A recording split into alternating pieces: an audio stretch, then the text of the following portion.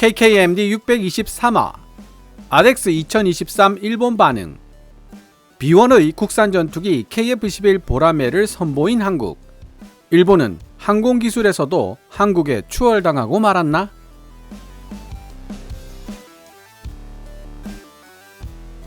지난 2023년 10월 25일 일본에 거주하고 있는 KKMD 시청자라고 자신을 소개한 분으로부터 이메일 한 통을 받았습니다. 일본 최대 규모의 출판업체인 슈에이샤가 온라인으로 운영하는 매체 슈에이샤 온라인에 게재된 KF-11 보라매 관련 기사가 매우 흥미로운 내용을 담고 있다는 제보였습니다. 친절하게도 해당 기사 링크까지 함께 보내주셨기에 바로 기사를 읽어보았습니다. B1이었던 국산 전투기 KF-11 보라매의 첫 공개 비행을 선보인 한국. 미국 발악이었던 일본은 항공기술에서도 한국에 추월당하고 말았나 라는 제목으로 게재된 이 기사는 저로 하여금 많은 것을 생각하게 만들었습니다. 중국 민뉴스가 KF-11 보라매에 대해 게재했던 기사보다 훨씬 더 수준 높은 이해가 바탕이 된 기사라는 생각이 들었는데요.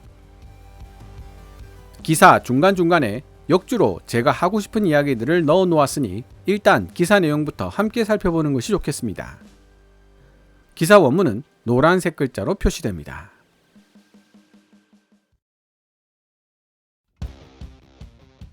(10월 22일까지) 대한민국 서울 공군기지에서 열린 에어쇼에서 한국의 B1이던 국산 초음속 전투기 KF-11 보라매가 첫 공개 비행을 했다. 최근 방위산업 관련 수출액이 전년의 2배 이상으로 상승하면서 대한민국 방위산업이 호조를 보이고 있다. 방위산업 관련 수출액이 크게 늘고 있는 대한민국. 대한민국 최대 규모의 국제항공우주 및 방위산업 전시회인 서울 아덱스 2023이 지난 10월 22일까지 성황리에 개최되었다. 550개 군사 관련 기업이 참가한 이 행사에서 많은 군 관계자와 언론들이 지켜보는 가운데 한국이 자체 기술로 개발한 초음속 전투기 KF-11 보라매가 처음으로 공개 비행을 했다. 개막식에 등장한 대한민국 대통령은 KF-11 보라매 앞에 서서 원조와 수입에 의존하던 대한민국이 이제 최첨단 전투기를 만들어 수출할 정도로 비약적인 발전을 이룩한 나라가 되었다며 57개국 여러 지역에서 모인 116명의 대표단 앞에서 열띤 연설을 펼쳤다. 전 세계 자주포 시장의 절반을 차지하고 있는 K9 썬더와 서방 국가들에게 높은 평가를 받고 있는 주력전차 K2 흑표, 장거리 지대공 미사일 LSM 등 모두 10가지에 이르는 한국산 무기에 대해서도 언급했다. 2022년도 대한민국의 방위산업 관련 수출액은 약 2조 5,900억엔, 하나 23조 3천억 정도로 전년도 수출액보다 2배 이상 많다. 러시아의 우크라이나 침략 등으로 각국이 방위능력 강화 작업에 나선 것이 대한민국 방위산업의 성장에 힘을 실어주는 결과가 되었다. 대한민국 대통령은 2027년까지 세계 무기시장 점유율 5%를 넘어 미국, 러시아, 프랑스의 뒤를 잇는 세계 4대 방산강국으로 도약할 것을 목표로 하고 있다. KF-11 보라매는 한국 항공우주산업 카이가 주체가 되어 개발 중인 4.5 플러스 세대 전투기이다.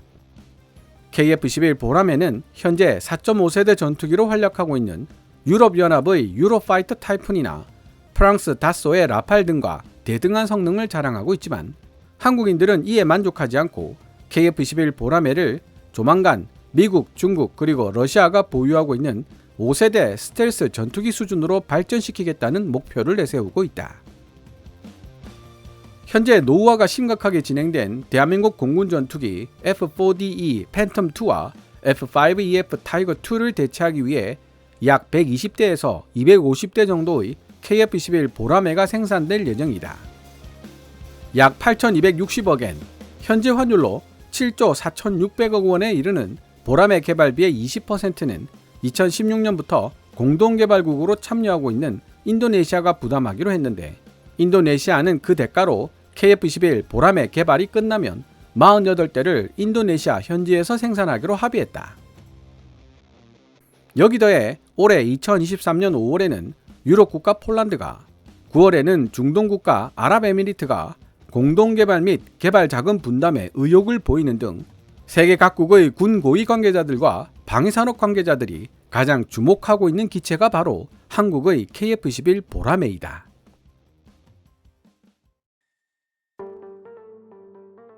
KF-21 2026년부터 양산 시작되나? 아덱스 2023 현장을 취재한 후루카와 츠카사 사진기자는 전투기의 정통한 전문가답게 열띤 목소리로 KF-21 보라매의 첫 공개 비행을 본 소감을 전해주었다. 지난해 10월 개최된 사천 에어쇼에서 KF-21 보라매는 카이 공장이 있는 사천 근처 공군기지 비행장에서 지상 전시만 했을 뿐이었습니다. 그런데 올해 2023년 아덱스에서는 첫 공개 비행을 실시했고 눈앞에서 실제로 비행하는 KF-21 보라매를 목격한 만큼 굉장한 임팩트가 있었죠. 이번 아덱스 2023에서 비행한 기체는 6대의 시제기 중 가장 최근에 출고된 복자식 6호기였습니다. 아덱스 2023 현장에서 함께 비행한 F-22 랩터나 F-16 파이팅 팰컨이 보여준 화려한 기동에 비한다면 KF-21 보라매는 급선의 기동이나 롤 기동 등을 선보이는 데 그쳤지만 KF-21 보라매가 아직 양산 체계로 들어가지 않았다는 점을 고려해 봤을 때 무난한 비행이었다고 평가할 수 있겠습니다. 다만 관람객들의 대부분이 군 관계자들이나 언론인들로 구성된 탓에 KF-21 보라매의 비행을 비교적 냉정하게 지켜보던 트레이드 데이 기간과는 달리 일반 관람객들이 중심이 된 퍼블릭 데이 기간 동안에는 자국 국산 전투기 KF-21 보라매의 이름이 호명되자 행사장 곳곳에서 작은 함성이 일거나 비행이 끝난 뒤 박수갈채를 보내는 장면들이 보였습니다. KF-21 보라매는 엔진에 시동을 걸 때 압축 공기와 전원을 공급하는 지원 기자재를 사용했으며 활주로에 올라가기 전에도 조종사와 카이 스태프로 구성된 지상 전비 요원들에 의해 기체 각 부분이 정상적으로 움직이는지 꼼꼼하게 체크된 것으로 알려졌다. 후루카와 사진기자는 계속 말을 이었다. 현장 스태프들의 설명에 따르면 지상 정비 요원들의 그러한 신중함은 KF-21 보라매가 아직 개발 중인 기체라는 점에서 비롯됩니다. KF-21 보라매는 지난 2022년 7월 초도 비행에 성공한 지 얼마 되지도 않은 상태이지만 현재 6대의 시제기로 성능과 결함을 확인하고 있는 중이기 때문입니다. 향후 2000회 이상의 시험 비행을 실시하고 2026년 중 공대공 전투가 가능한 블락 1 버전을 양산하기 시작해 2028년까지 공대지 공대함 전투까지 가능한 다목적 전투기 블락 2 버전의 양산을 시작할 계획이라고 합니다. KF-21 보라매 블락 3가 5세대 전투기의 필수적 요소인 스텔스 능력을 보유하기 위해서는 레이더 반사 면적 RCS를 최소화시킬 수 있도록 미사일 같은 외부 무장을 기체 내부에 수납할 수 있는 내부 무장창이 있어야만 합니다. 5세대 스텔스 전투기 KF-21 보라매 블락 3의 등장은 단순하게 블락 1과 블락 2 기체를 개량한다고 달성할 수 있는 문제가 아니기 때문에 앞으로 지향해 나가야 할 목표로 삼고 있는 단계입니다. 또한 이번에 아덱스 2023을 통해 KF-21 보라매에게 스텔스 능력과는 별도로 무인 전투기와 연계된 유무인 복합체계 멈티 능력을 부여할 구상을 하고 있다는 사실이 발표되어 독자적인 방식으로 현대 및 미래 전장에 대응하기 위한 방안이 모색되고 있는 것으로 보입니다.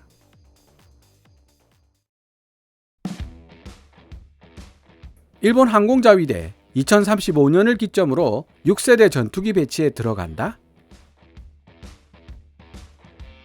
KF-21 보라매는 전장 16.9m, 전폭 11.2m, 전고 4.7m, 단자형과 복자형 두 가지 종류가 있으며 미국 로키드 마틴이 설계한 5세대 스텔스 전투기 F-35와 비슷한 크기를 지니고 있다. 최대 무장 탑재량은 7.7톤, 애프터버너가 장착된 F-414G 400K 엔진을 쌍발로 장착하고 있으며 최고 속도는 마하 1.81에 달한다.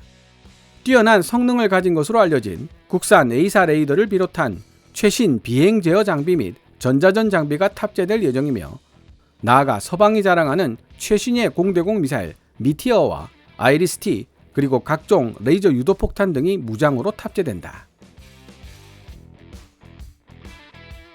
하나가 개발하고 있는 것으로 알려진 국산 A사 레이더 핵심 기술의 지적재산권은 국방과학연구소 ADD가 보유하고 있습니다. 사실 국내 방산업체들이 개발 및 생산하고 있는 첨단 제품에 대한 지적재산권 대부분은 국방과학연구소에 있다고 해도 과언이 아닐 정도입니다.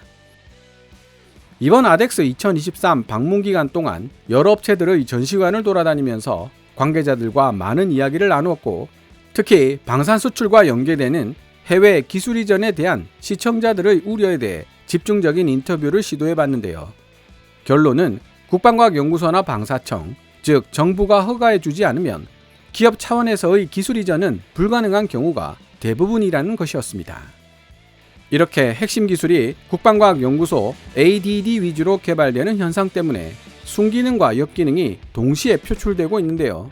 이 부분에 대해서는 다시 상세하게 언급할 기회가 있을 것 같습니다. 개인적으로 국산 A사 레이더의 하드웨어적 성능에 대해서는 걱정이 없었지만, 하드웨어의 성능을 최대로 구현시켜줄 소프트웨어의 품질이 얼마나 만족스러울까에 대해서는 약간의 걱정이 있었습니다. 그러나 다행스럽게도 하나부스에서 이에 대한 만족스러운 답변을 들을 수가 있었습니다. 국산 A사 레이더의 성능을 검증하기 위해 AN/APG-83V 세이버 A사 레이더가 탑재된 KF-16U 조종사를 대동하여 테스트를 한 적이 있었습니다. 국산 A사 레이더가 작동하는 모습을 지켜보던 KF-16U 조종사는 감탄하며 KF-16U에서 작동하는 세이버 A사 레이더에 조금도 뒤처지지 않는 성능을 보여준다고 말해주었습니다. 하나 관계자는 국산 A사 레이더가 공대공 모드에서의 탐지 능력 외에도 공대지 합성계구 SA 모드에서도 미국 A사 레이더에 결코 뒤지지 않는 소프트웨어 성능을 보여줬다고 덧붙였습니다.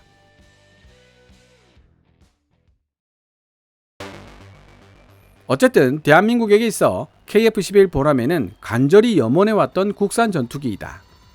김대중 대통령이 국산 전투기 개발 계획을 내놓은 것이 2001년이었는데 개발 자금이 부족해 한국 정부 내에서도 차라리 전투기를 해외에서 수입하는 편이 비용이 적게 든다는 의견이 만만치 않았고, KF-11 보람의 프로젝트는 여러 차례 무산될 위기를 맞이했었다.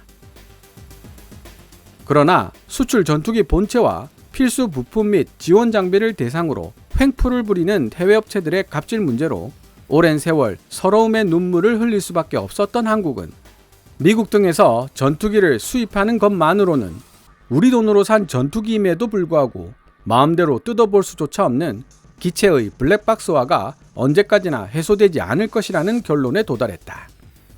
그런 이유로 한국 정부는 KF-11 보람의 개발을 반대하는 일부 여론을 잠재우고 전투기 자체 개발 쪽으로 크게 방향을 틀었다는 것이다.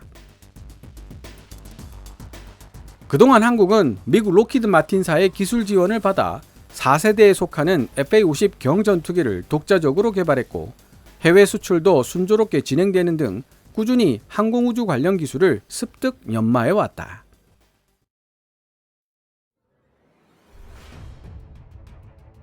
KKMD 622화를 통해 T-50 개발에 직접 참여했던 엔지니어와 만났던 일화를 잠깐 소개해드린 적이 있습니다.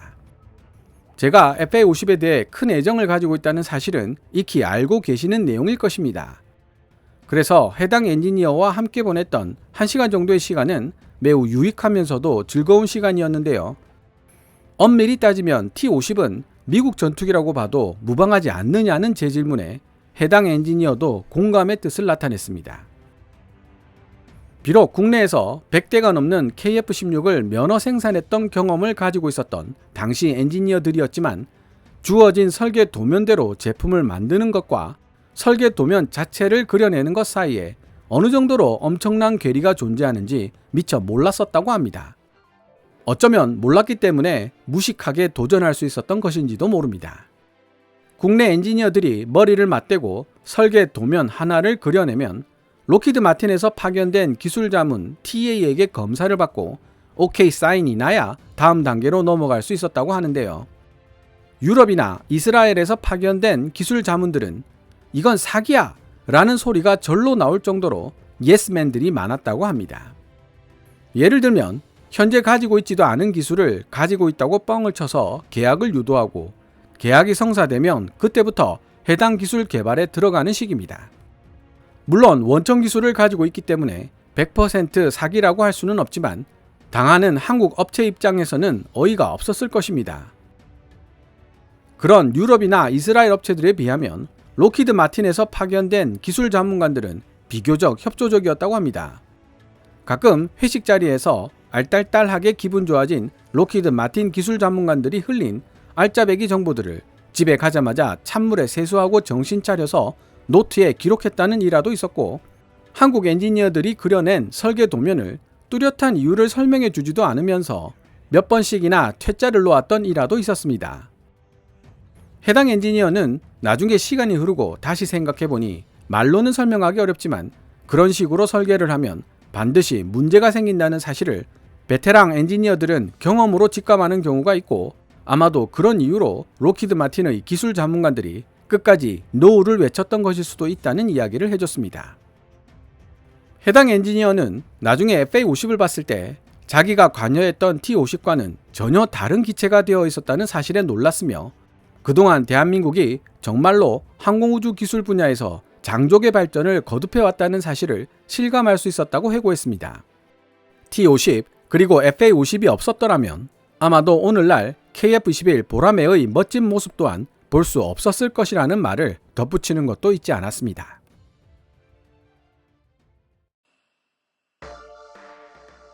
비슷한 시기 우리 일본에서도 대한민국과 마찬가지로 국산 전투기를 개발하자는 목소리가 높아지고 있었다.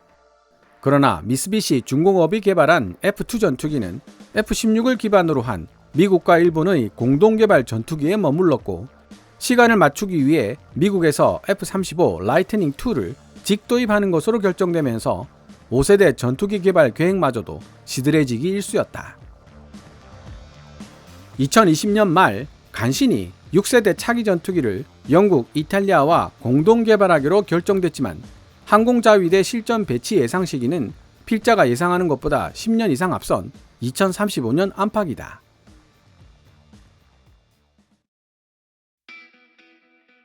세계 네 번째 방산 수출 대국이 되겠다는 대한민국.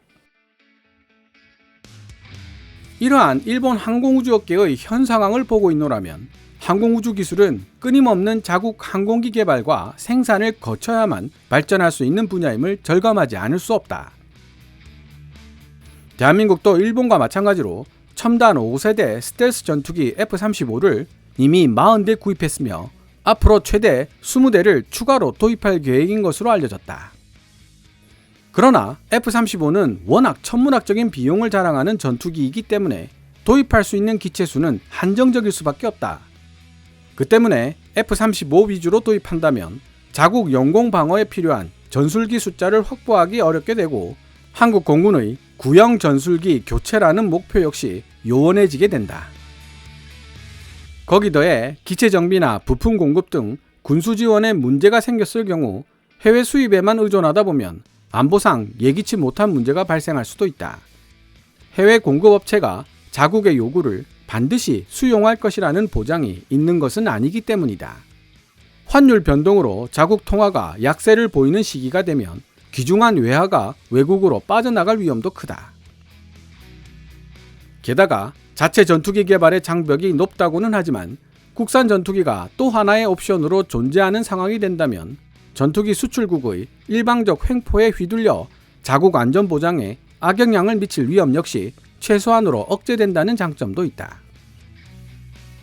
전투기의 가격은 본체의 가격이 3분의 1, 퇴역할 때까지의 수리 정비 및 업그레이드, 소프트웨어 갱신 등의 운용 비용이 3분의 2를 차지한다고 여겨진다. KF-21 보라매의 가격이 어느 선에서 형성될 것인지는 수출을 포함한 생산 대수가 얼마나 될 것인가에 달려있지만 적어도 운용 비용만큼은 F-35의 절반을 목표로 하고 있다고 알려지고 있다. 그 정도로 저렴한 가격과 운용 유지비를 실현하기 위해서는 개발과 수출의 밸런스를 맞춰 나가면서 국내 군수 관련 산업의 육성을 진행시켜 나가야 할 필요가 있을 것이다. 자국 대통령이 세계 4위의 방산 수출국으로 발돋움하겠다고 장담할 수 있을 정도로 순조롭게 발전하고 있는 대한민국의 방위산업. 특히 그 중에서도 국산 초음속 전투기 개발 프로젝트 KF-21 보라매의 성패가 야망 실현의 시금석이 될 것이라는 사실은 불을 보듯 뻔하다.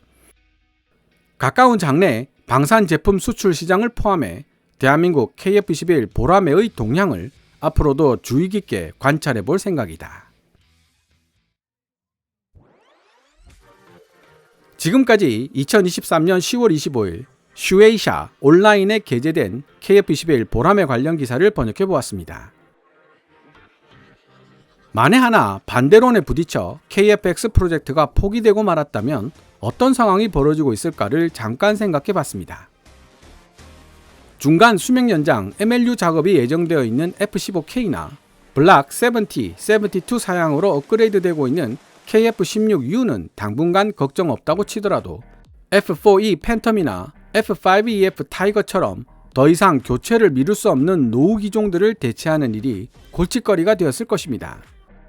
F-35나 F-16을 추가 도입하여 대체하기에는 가격적인 측면에서나 생산 능력 측면에서 그다지 좋은 선택은 아닙니다. 그리고 중간 수명 연장 MLU 작업이 적용된다고는 하지만 KF-16U와 F-15K는 역시 20년이 지나면 후계 기종을 생각해야만 하는 노후 기종이 됩니다. F-35는 강력한 스텔스 및 상황 인식 능력을 지니고 있지만 다수의 4.5세대 전투기로 백업을 해줘야 제대로 된 위력을 발휘할 수 있고요. 그런 4.5세대 전투기를 어디서 구할 수 있을까요?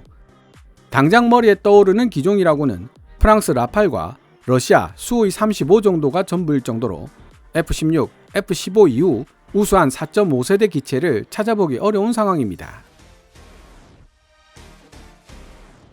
어쩌면 KF-21 보라매와 비교하기에는 부족한 점이 많지만 FA-50을 단자화시킨 F-50이 유력한 후보로 떠올랐을지도 모릅니다. 어쨌든 KF-21 보라매가 등장함으로써 대한민국은 수많은 가능성과 선택 옵션을 가질 수 있게 되었습니다. 만약 보라매가 없었더라면 이라는 명제는 가정으로라도 생각하기 싫어질 정도입니다. 마지막으로 일본이 영국, 이탈리아와 함께 개발하고 있는 6세대 전투기 템페스트에 관한 개인적인 생각입니다.